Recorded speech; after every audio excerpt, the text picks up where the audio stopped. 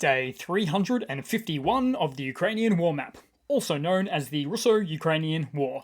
Juzzy here, and today is another update as I take a simplified and down-to-earth approach to some of the most important happenings on the ground in Ukraine, and we'll head over to the Russian military losses, where it's just cracked 135,000 Russian military personnel losses, for an addition of 910 in the past 24 hours. Then when we take a peek at the Russian hardware losses in the last day, we've got 2 tanks, 10 APVs, 8 artillery, and even 4 anti-aircraft air defense systems, which is pretty impressive, and I'll show you guys a couple of those ones shortly. Oh, and you'll notice not a lot of Russian tanks destroyed on most days at the moment, which might feel like a little bit of a letdown, but there's just not that many Russian tanks on the battlefield at the moment. So we can't have it both ways. We can't have our cake and eat it too. Then starting out in the Ukrainian side of things today, so we keep hearing reports that Russia is about to launch a huge offensive in the east of Ukraine, but also the north and the south in the next 10 days or so. But the reality is, Russia has been already throwing colossal amounts of weapons and infantry to attack Ukraine, and has been for some time now. So instead, I would say that I expect to see some level of scaling up of offensives from the Russian side in the near future. And I'll give you one example right now. So on the northern side of the Donbass, the Ukrainian forces repelled heavy assaults west of Crimea, so they really haven't as yet left that area. And Russian units took significant losses. In fact, in this footage, we see destroyed trucks, an old BMP infantry fighting vehicle, and a whole bunch of other scattered equipment. Then, speaking of BMPs, the first Russian BMP-T, codenamed Terminator, infantry fighting vehicle, was taken out by the Ukrainian forces near Crimea very recently as well. So the Terminator variant is much younger, much newer Russian IFV technology or hardware. It's basically a successor to the Soviet-era BMP infantry fighting vehicles, but you haven't seen many of these on the battlefield before, and you probably won't ever see them in great numbers either, as they're in a similar situation to Russia's also modernized T-14 Armada tanks. They never really made them in great numbers. They just couldn't afford it. And yes, I'll squeeze out a snide comment as well and say that the Terminator got terminated, all of that, which I'm sure someone was just about to pop in the comments, if not already.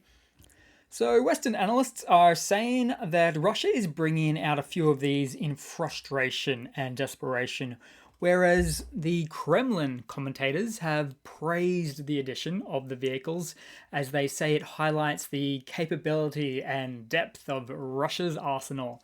And I would say it's just a small Russian token force, or tiny brigade for instance, of newer IFVs that has pretty quickly proven itself to be far from indestructible. Then we'll move down the map to Bakhmut. And so the commander of the eastern group of forces, Ukrainian General Sursky, visited the units at the front lines where the fiercest battles are taking place as Bakhmut strategy is being devised.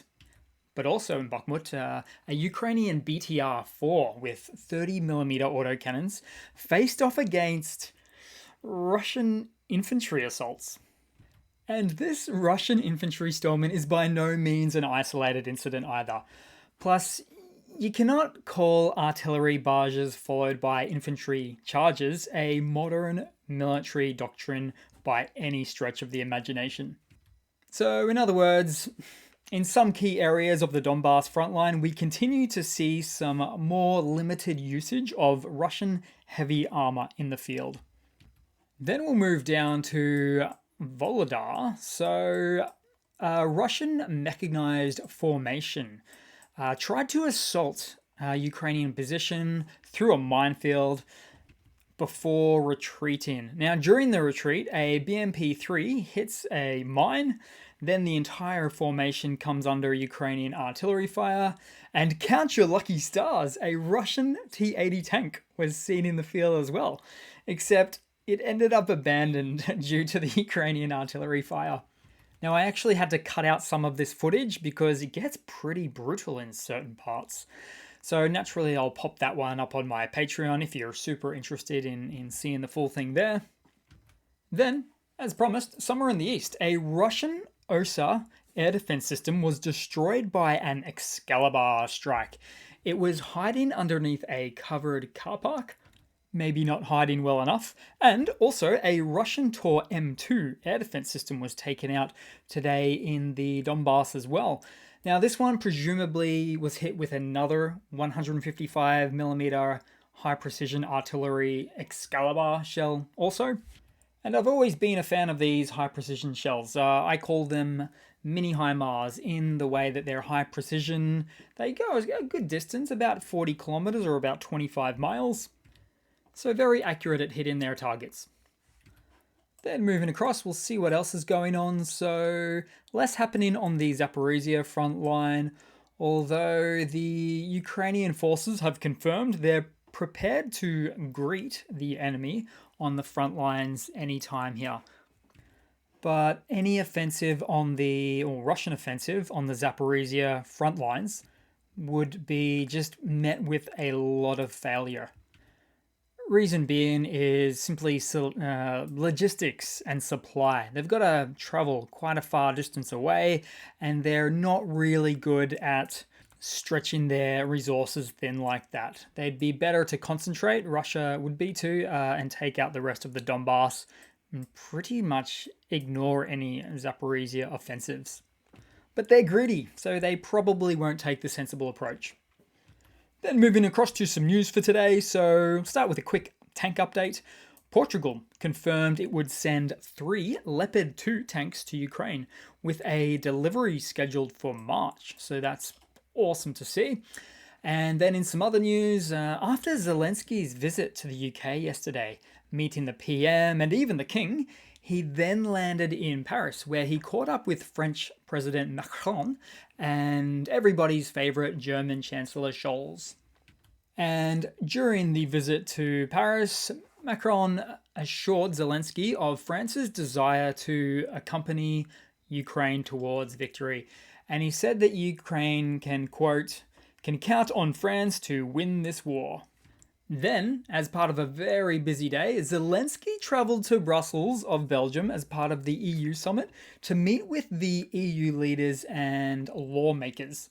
As Ukraine looks to, of course, receive further commitments from the EU, and the EU leaders largely are eager to give it, except for this one guy, Viktor Orban, PM of Hungary, who wasn't at all in the mood to clap at Zelensky's entrance. Ooh, that's awkward.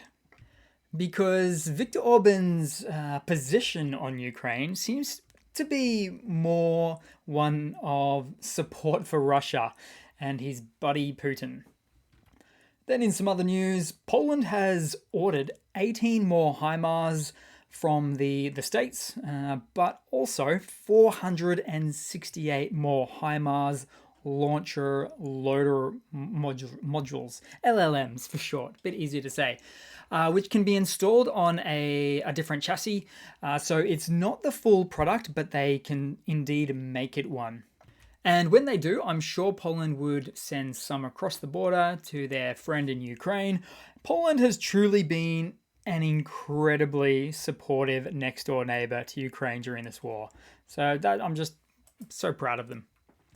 Then moving across to another Russian military mobilization blunder. So here we have a mobilized Russian soldier reviewing new military gear he's just received. It's a bit of a long video, but basically, I might need to chop it up a bit.